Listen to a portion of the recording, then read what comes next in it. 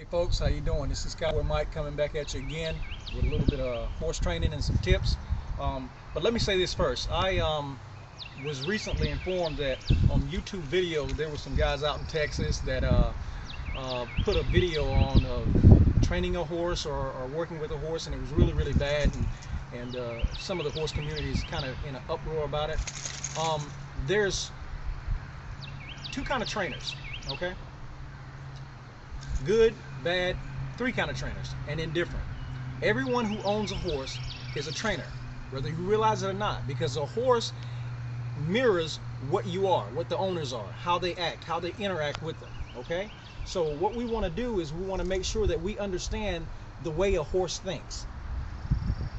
When you're dealing with a horse, you're dealing with, number one, a living, breathing, thinking thing, okay?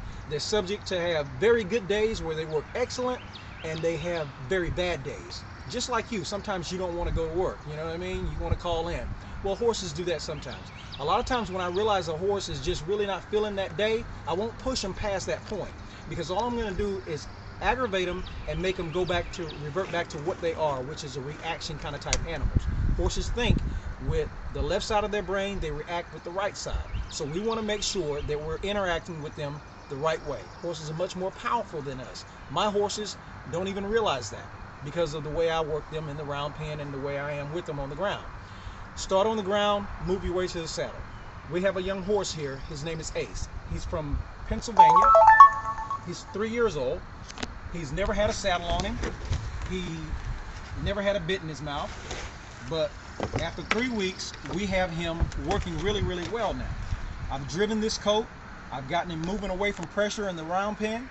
I got him lunging pretty good.